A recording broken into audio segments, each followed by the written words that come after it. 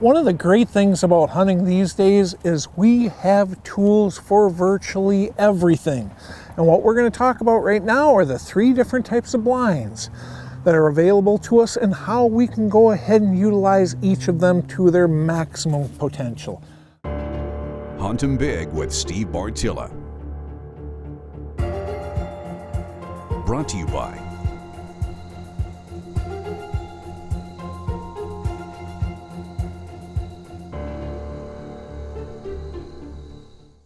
I'm going to be brutally honest with you. When I first started using blinds, I did it because I knew I had to be in this spot right here, but man, I just can't get a tree to work.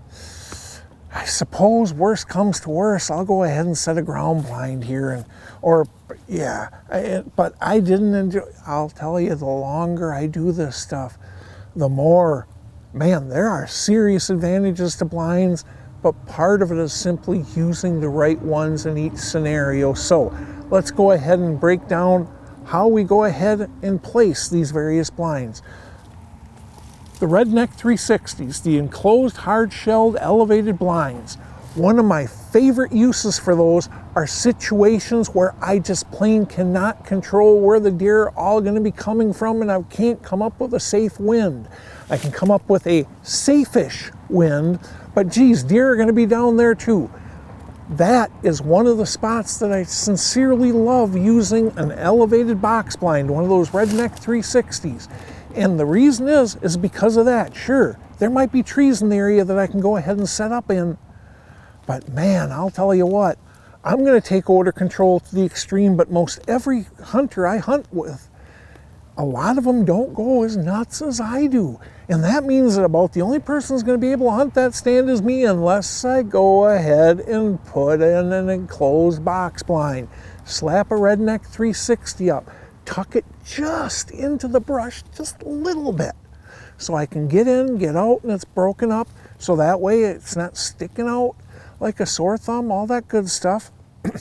And it allows me to shut those windows that I'm concerned about that are downwind. That is one of the great placements that I love for those enclosed box blinds. Bale blinds, we're talking fields. Especially if I'm going to be out in the middle of a field, I want to be in a bale blind. If I'm going to be along the very edge of the field, I much prefer being in a bale blind because I don't have to go ahead and blend it in. But what I am going to do is I'm going to leave myself a back door, unless it's in the middle, well, even if it's in the middle of the field, I'm going to leave myself a back door going out to the main field rather than towards the woods. Okay, leave yourself that, position it so that you can get in and out of that blind without absolutely everybody seeing you. Now, when it comes to a ghillie blind, those I want to have along the edge or in the woods. And what I want to do is I just want to tuck them. If you just tuck them up underneath overhanging branches, so you come up with a tree that's got some overhanging branches, maybe cut off a couple of the bottom ones, tuck it up underneath there, and those tree branches draping out over the blind end up breaking out your roof outline. And when it comes to a non-bale ground blind, that is a very important issue. Bale blinds, you don't have to worry about it. Again though, don't put that door so you're getting into it from the field. If you're putting it along the edge of a field, why? How are you going to get out? How are you going to get in the morning? If you're trying to hunt this in the mornings and there's deer out in that field, position the door so you can slip out behind the blind, using the blind itself for cover. And again, those blinds, if you seal those back windows, do wonders for controlling odor. They are great for 2 things. Spots where you need to be here. Mr. Big is screaming at you, this is where I need to be, but I don't have a good tree.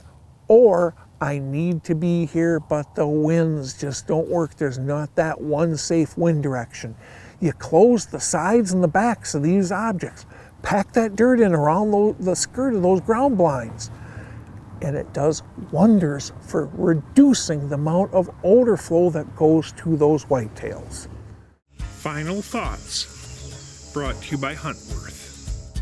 Blinds are an incredibly powerful tool in that they complement our arsenal of stands.